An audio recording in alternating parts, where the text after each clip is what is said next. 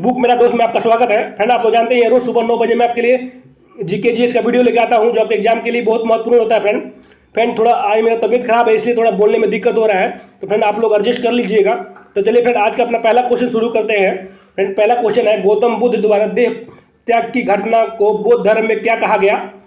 तो फ्रेंड फटाफट मैं इसका आपको राइट आंसर बताता चलता हूँ फ्रेंड, क्योंकि थोड़ा बोलने में दिक्कत हो रहा है फ्रेंड। ठीक है फ्रेंड, तो फ्रेंड इसका राइट आंसर हो जाएगा ऑप्शन नंबर ए, ये महापरिनिर्वाण कहा गया। फ्रेंड आपको याद रखना है, महापरिनिर्वाण कहा गया। ठीक है फ्रेंड, और फ्रेंड आपको याद इसके साथ एक और दो क्वेश्चन पूछता है इंपॉर्टेंट, मैं बता देता हूँ आपको कि फ्रेंड महात्मा बुद्ध का जन्म कहाँ हुआ? तो फ्रेंड ये लुम्बिनी में हुआ था, आपको याद रखना है। और फ्रेंड महात्मा बुद्ध ने अपना पहला उपदेश कहाँ दिया था? तो फ्रेंड ये सारनाथ में दिया था, आपको ये भी याद रखना है। ठीक है फ्रेंड, चलिए फ्रेंड नेक्स्ट क्वेश्चन देखते हैं। फ्रेंड क्वेश्चन नंबर 2 है, अर्थशास्त्र के क्षेत्र में पहला नोबेल पुरस्कार कब दिया गया? बहुत बीबीआई क्वेश्चन है फ्रेंड, आपको नोटबुक पर लिख लेना है।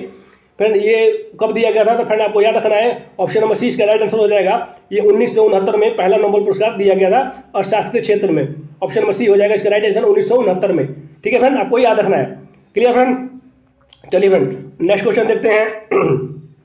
फ्रेंड क्वेश्चन नंबर 3 है, भारतीय संविधान में मौलिक कर्तव्य किस देश के संविधान से लिया गया है? तो फ्रेंड इसका राइट आंसर देखते हैं फ्रेंड। तो फ्रेंड इसका राइट आंसर हो जाएगा ऑप्शन नंबर बी, ये संयुक्त राज्य अमेरिका से लिया गया है, आपको याद रखना है फ्रेंड। और फ्रेंड इसके साथ एक और बहुत बीबीआई क्वेश्चन है जो बार बार एग्जामों में पूछता है कि नीति निर्देशक तत्व किस संविधान से लिया गया है, किस देश के संविधान से लिया गया है? तो फ्रेंड आपको याद रखना है कि आयरलैंड के संविधान से नीति निर्देशक तत्व आयरलैंड के संविधान से लिया गया है, आपको बहुत बीबीआई क्वेश्चन आपको याद रखना है। ठीक है फ्रेंड, क्लियर। चलिए फ्रेंड नेक्स्ट क्वेश्चन देखते हैं फ्रेंड। फ्रेंड क्वेश्चन नंबर 4 है, सिकंदर ने भारत पर कब आक्रमण किया?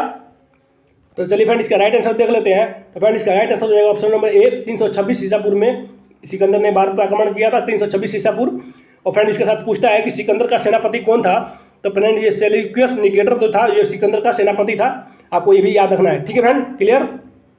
फ्रेंड मैं जल्दी इसलिए करवा रहा हूँ, थोड़ा बोलने में दिक्कत हो रहा है फ्रेंड, मेरे को तबीयत खराब है। ठीक है फ्रेंड, तो आप लोग एडजस्ट कर लीजिएगा आज। फ्रेंड क्वेश्चन नंबर 5 है, ये बहुत बीबीआई क्वेश्चन है फ्रेंड, मैं थोड़ा इसको विस्तार से आपको समझाने की कोशिश करता हूँ। ठीक है फ्रेंड, फ्रेंड देखिए बहुत बीबीआई क्वेश्चन है। फ्रेंड क्वेश्चन नंबर 5 है, संविधान की किस धारा के अंतर्गत राज्यपाल किसी राज्य में राष्ट्रपति शासन लगाने की सिफारिश करता है? तो फ्रेंड इसका राइट आंसर हो जाएगा ऑप्शन नंबर बी, ये धारा 356 के अंतर्गत। ठीक है फ्रेंड, आपको याद रखना है। चलिए फ्रेंड इसके साथ कुछ और क्वेश्चन बनते हैं, बहुत बीबीआई क्वेश्चन बनते हैं, इसलिए मैं आपको इसके बारे में कुछ समझा देता हूँ। फ्रेंड देखिए भारतीय संविधान में 3 तरह के आपातकाल लगाने की सुविधा है, 3 तरह के। ठीक है फ्रेंड, आपको याद रखना है। फ्रेंड पहला है 300 आपातकाल 352। फ्रेंड 352 के अंतर्गत ये राष्ट्रीय आपातकाल लगता है, आपको याद रखना 352 के अंतर्गत राष्ट्रीय आपातकाल लगता है फ्रेंड। और फ्रेंड दूसरा है 356। ठीक है फ्रेंड, तो फ्रेंड ये 356 के तहत फ्रेंड राष्ट्रपति शासन लगता है, आपको ये भी याद रखना है। और फ्रेंड तीसरा है 360। ठीक है फ्रेंड 360 के तहत वृत्तीय आपातकाल लगता है। ठीक है फ्रेंड, आपको याद रखना है। ठीक है फ्रेंड, 352 के तहत राष्ट्रीय आपातकाल लगता है, 356 के तहत राष्ट्रपति शासन लगता है, और 360 के तहत फ्रेंड ये वृत्तीय आपातकाल लगता है। ये तीनों पॉइंट आपको हमेशा याद रखने हैं। ठीक है फ्रेंड, और फ्रेंड ये क्वेश्चन पूछता है कि बहुत इंपॉर्टेंट क्वेश्चन पूछता है इसके साथ में कि ये तीनों आपातकाल में से कौन सा आपातकाल कभी भी एक बार भी नहीं लगा है? तो फ्रेंड आपको याद रखना है कि 360 आपातकाल जो है, 360 आपातकाल वृत्तीय आपातकाल ये आज तक कभी नहीं लगा है। बहुत इंपॉर्टेंट क्वेश्चन है फ्रेंड, आपको हमेशा दिमाग में रखना है कि 360 जो आपातकाल है वृत्तीय आपातकाल ये आज तक कभी नहीं लगा है। ठीक है फ्रेंड, आपको याद रखना है। और फ्रेंड देखिए इसके साथ एक और क्वेश्चन पूछता है, बहुत इंपॉर्टेंट क्वेश्चन, कि भारत में आपातकाल के संबंध अधिकारों का संबंध किस देश के संविधान से लिया गया है? तो फ्रेंड आपको याद रखना है फ्रेंड, ये जर्मनी देश के संविधान से लिया गया है। भारत के आपातकाल के अधिकारों का संबंध जर्मनी देश के संविधान से लिया गया है, आपको याद रखना है ये भी। ठीक है फ्रेंड, तो फ्रेंड ये बहुत इंपॉर्टेंट क्वेश्चन था, इसलिए फिर मैंने आपको इसे पूरा क्लियर बता दिया। ठीक है फ्रेंड, तो चलिए फ्रेंड नेक्स्ट क्वेश्चन देखते हैं। फ्रेंड क्वेश्चन नंबर 6 है, भारत के राष्ट्रीय विकास परिषद का अध्यक्ष कौन होता है? तो फ्रेंड आपको हमेशा याद रखना है, ये राष्ट्रपति प्रधानमंत्री होते हैं फ्रेंड, आपको याद रखना है। भारत के राष्ट्रीय विकास परिषद का अध्यक्ष प्रधानमंत्री होते हैं फ्रेंड। ठीक है फ्रेंड, आपको हमेशा याद रखना है। क्लियर फ्रेंड, चलिए नेक्स्ट क्वेश्चन देखते हैं फ्रेंड। भारत का सबसे लंबा राष्ट्रीय राजमार्ग कौन सा है? तो फ्रेंड आपको हमेशा याद रखना है, तो ये NH7 है जो भारत का सबसे लंबा राष्ट्रीय राजमार्ग है, आपको याद रखना है फ्रेंड। और फ्रेंड हम इसी को हम आपको कंफ्यूज नहीं होना है ये NH44 इसी का दूसरा नाम है फ्रेंड। NH44 बहुत सारे बच्चे कंफ्यूज हो जाते हैं NH44 और NH7 में। तो फ्रेंड NH7 का ही ये दूसरा नाम है NH44। ठीक है फ्रेंड, आपको ये भी याद रखना है। Clear friend?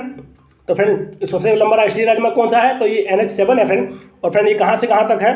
फ्रेंड ये उत्तर में श्रीनगर से शुरू होता है और फ्रेंड दक्षिण में कन्याकुमारी में जाके समाप्त होता है। ठीक है फ्रेंड, उत्तर में श्रीनगर से दक्षिण में कन्याकुमारी तक जाके समाप्त हो जाता है, कोई भी याद रखना। Clear friend? चलिए नेक्स्ट क्वेश्चन देखते हैं फ्रेंड। क्वेश्चन नंबर 8 है, 1912 में अल हिलाल नामक समाचार पत्र की शुरुआत किसने की थी? तो फ्रेंड देखिए, अल हिलाल नामक समाचार की पत्र की शुरुआत कब हुई थी? तो फ्रेंड आपको डेट याद रखना है, ये डेट भी है यहाँ पे, ये 1912 में हुई थी। ठीक है फ्रेंड, आपको याद रखना है। तो ये क्वेश्चन आपका इसी के साथ यहीं पे बन गया। अल हिलाल नामक समाचार की पत्र की शुरुआत की ये कब हुई थी? तो 1912 में हुई थी, याद रखना है फ्रेंड। और फ्रेंड ये किसने की थी? तो फ्रेंड इसका राइट आंसर हो जाएगा ऑप्शन नंबर ए, ये मौलाना अबुल कलाम आज़ाद ने इसकी शुरुआत की थी, आपको याद रखना है। ठीक है फ्रेंड। और फ्रेंड ये क्वेश्चन में ऑप्शन में बी है भगत सिंह, बहुत इंपॉर्टेंट क्वेश्चन है कि भगत सिंह को फांसी कब दी गई थी? तो आपको याद रखना है फ्रेंड, ये 23 मार्च 1931 में भगत सिंह को फांसी दी गई थी, आपको ये भी याद रखना है फ्रेंड। 23 मार्च 1931 को भगत सिंह को फांसी दी गई थी। ठीक है फ्रेंड, आपको ये दोनों पॉइंट याद रखने हैं फ्रेंड। ये पंजाब केसरी के नाम से किसे जाना जाता है? तो लाला लाजपत राय को हम पंजाब केसरी के नाम से जानते हैं, आपको ये भी याद रखना है। और करो या नंबरों का नारा किसने दिया था? तो महात्मा गांधी ने दिया था, ये भी आपको याद रखना है। ठीक है फ्रेंड, क्लियर? चलिए नेक्स्ट क्वेश्चन देखते हैं फ्रेंड। विश्व व्यापार संगठन का मुख्यालय कहाँ है, कहाँ स्थित है फ्रेंड? बहुत BBI क्वेश्चन बहुत एग्जामों में आया है फ्रेंड। तो फ्रेंड इसका right answer option number C, ये जेनेवा में विश्व व्यापार मुख्यालय संगठन का मुख्यालय जेनेवा में है, आपको याद रखना है फ्रेंड। बहुत BBI क्वेश्चन है, ऑप्शन नंबर सी इसका राइट आंसर हो जाएगा जेनेवा। ठीक है फ्रेंड, चलिए फ्रेंड क्वेश्चन नंबर 10 है, भारत का राष्ट्रीय गान पहली बार कब गाया गया?